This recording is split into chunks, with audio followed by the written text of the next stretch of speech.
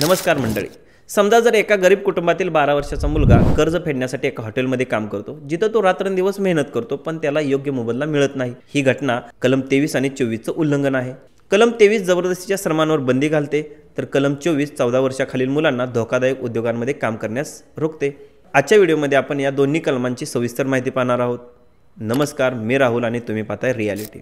कलम 23 हे माणसांची तस्करी आणि जबरदस्तीने मजुरी करण्यावर बंदी घालते. कलम 23 नुसार कोणालाही त्याच्या इच्छेविरुद्ध काम करण्यास भाग पाडता येणार नाही.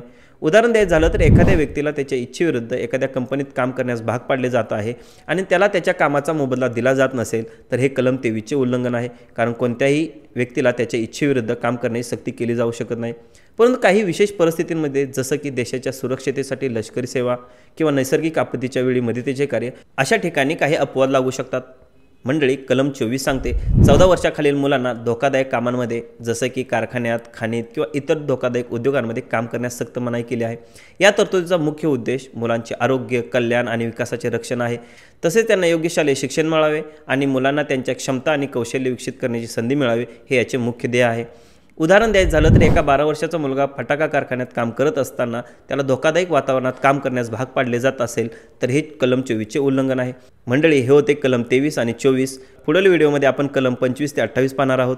तुम्हाला हा व्हिडिओ कसा वाटला आणि तुमच्या आजूबाजूला या हक्कांचं उल्लंघन होताना दिसत आहे का, हे कमेंट बॉक्समध्ये नक्की सांगा. आणि हो, लाईक, शेअर आणि सबस्क्राईब करायला विसरू नका.